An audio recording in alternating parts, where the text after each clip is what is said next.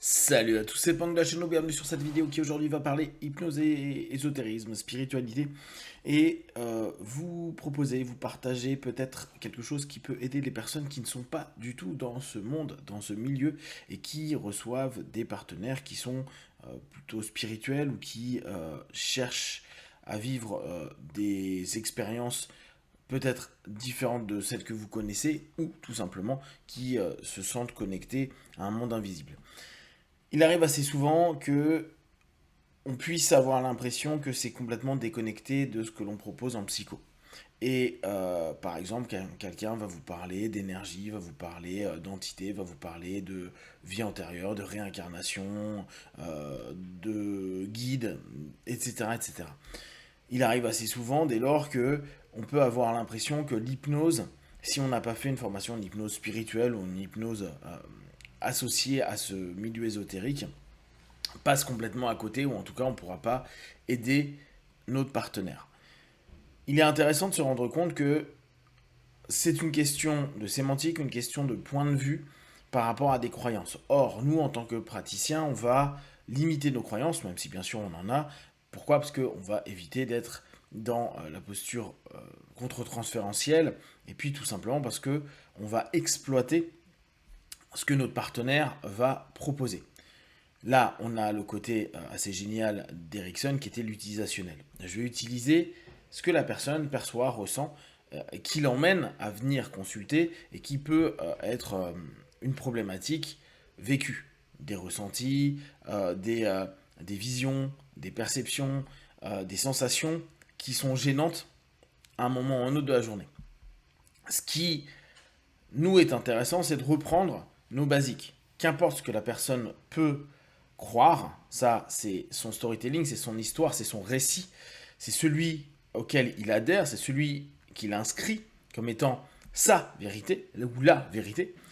Nous, on n'a pas à y adhérer ou pas. Ce qui fait, de façon générale, hein, même hors ce type de partenaire, on peut recevoir tout type de partenaire à partir du moment où on n'est pas, nous, dans un process à se dire j'ai une vérité, les autres ont tort.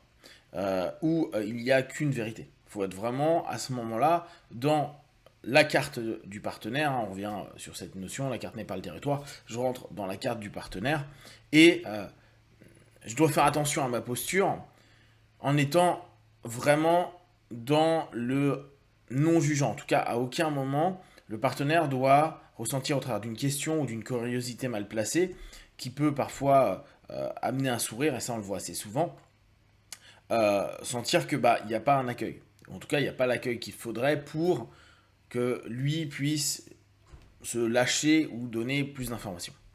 En quoi on peut complètement passer à côté de, par exemple, toutes ces sensations, les personnes qui vont souvent nous dire je ressens des choses autour de moi, ou j'en vois, ou on me parle dans ma tête, ou j'ai des informations.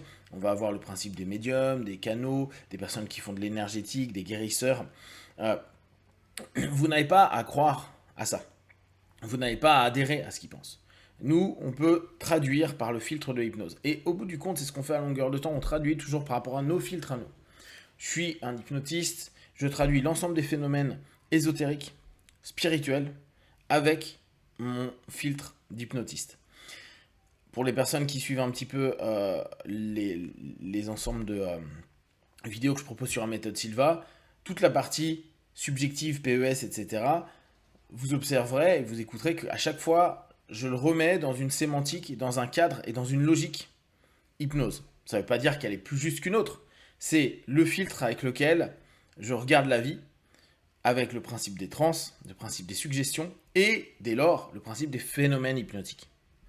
On sait que nous vivons des phénomènes hypnotiques. Je rappelle, en reprenant l'échelle de Harons, pour ceux qui connaissent, l'échelle de Harons est ce qui nous permet de savoir les phénomènes hypnotiques pour savoir la profondeur de transe. Après, là encore, des obédiences se battent un peu sur est-ce qu'il y a des phénomènes qui sont liés à un niveau. Moi, je pars du postulat par l'expérience ou par le biais de confirmation que ça se rapproche à quelque chose qui peut me permettre de faire correctement mon boulot.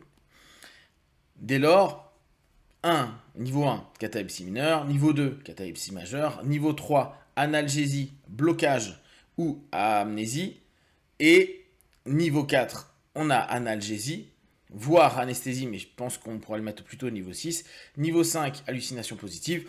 Niveau 6, hallucination négative, c'est-à-dire qu'on ne voit plus, on ne ressent plus certaines choses. Ce qui va nous intéresser, nous, c'est quand on est avec des partenaires qui sont dans des ressentis ésotériques, mystiques, énergétiques, etc., de traduire avec nos logiques à nous. À partir du moment où on commence à voir, entendre, percevoir, créer, dialoguer, échanger avec un élément du non visible, pour moi, on est au niveau hallucinatoire. Qu'importe que ce soit vrai ou pas vrai, que ce soit juste une communication conscient-subconscient et le subconscient me donne un ensemble d'éléments parce que c'est l'aspect imagination qui prend le dessus sur l'aspect réalité commune.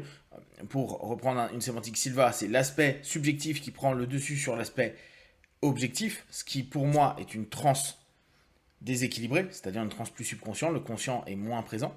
Eh bien, on s'en fout que ce soit ça ou que ce soit réellement un élément qui vienne toucher, parler, échanger, faire chauffer la main, etc. On sait que l'ensemble de ces phénomènes-là, et même, on peut aller plus loin, on reprend la fameuse expérience de Sherlock, je mets une pièce de monnaie sur la main de quelqu'un, je lui dis que cette pièce est brûlante juste avant, et il va y avoir une brûlure. Donc on peut même avoir des phénomènes physiques qui vont se créer. Des bleus, des brûlures, etc., etc. À partir de là, rester sur ce principe de se dire, ok, mon partenaire à tel moment, et c'est ça qui nous intéresse, c'est son histoire, sa problématique, ce qui se passe. À tel moment, je ressens ça, ou j'arrive plus à empêcher de voir ceci, ou d'entendre cela. Pour nous, la traduction, c'est, ok, je rentre dans une transe, donc il faut voir quel est le processus inductif. Parfois, c'est des processus inductifs systémiques. Je suis dans un environnement je suis toujours dans la maison de ma grand-mère, quand je suis avec telle personne, qui ramène peut-être à des états récessifs ou régressifs. Et ça, vous connaissez aussi. Régression spontanée qui nous emmène à un ensemble de patterns, de modèles, de cheminements, d'automatismes qu'on a mis en place et qui nous fait rentrer dès lors dans des transes. Je vois telle personne que j'ai vue quand j'étais petit et à chaque fois cette personne était violente avec moi, j'ai l'habitude de rentrer dans une transe de dissociation ou dans laquelle je vais rentrer dans mon monde où je me dis que j'ai un bouclier, une barrière autour de moi. Ce qui fait que je crée une transe automatisée avec une autosuggestion qui emmène un phénomène hypnotique qui peut être même ressenti, c'est-à-dire halluciné et perçu. Et il suffit qu'on y repense ou on revoit, parce que c'est la maison dans laquelle il habitait, ou on le recroise, ou c'est quelqu'un qui fait partie d'un des groupes dans lesquels on est, et bien à chaque fois, on a un trigger, une gâchette qui nous ramène dans une transe, qui nous ramène dans un niveau de transe, avec une autosuggestion ou une hétérosuggestion qui devient l'autosuggestion, la personne devient une mémoire qui devient l'autosuggestion avec l'ensemble des éléments, et ça nous donne des phénomènes hypnotiques. C'est un exemple. Et à partir de là, on a une transe à un certain niveau, en général déséquilibré, puisqu'on passe le niveau somnambulique, au moins le niveau 4, et on arrive au niveau des hallucinations. De là, nous, on va juste gérer en partant du postulat, ok, tu as une gâchette qui éveille un ancrage, qui te met dans une transe, qui te donne un ensemble de phénomènes hypnotiques qui, aujourd'hui, te posent problème parce que tu n'arrives pas à dormir, parce que tu as peur, parce que ça fait mal à ton corps, parce que ça te parle tout le temps, etc.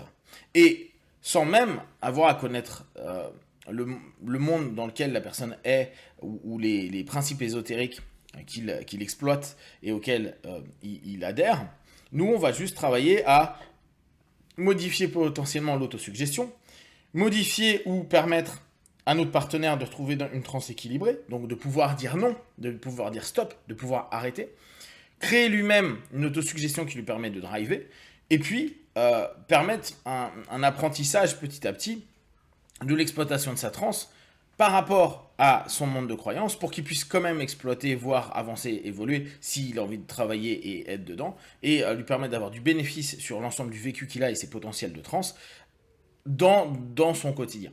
Donc restons, nous, sur des éléments qui sont hyper simples et techniques de notre système, et on peut complètement faire un recadrage, un travail de suggestion, sans même parler une seule fois de croyance à ce moment-là. On reprend sa sémantique tout en le traduisant avec notre façon de voir. Si vous avez des questions et des remarques, partagées sur Facebook, YouTube, j'y répondrai le plus rapidement possible. Et comme d'habitude, de tout ce que je propose, ne prenez que ce qui est bon et juste pour vous. Testez, observez, analysez, concluez. Be one, ciao.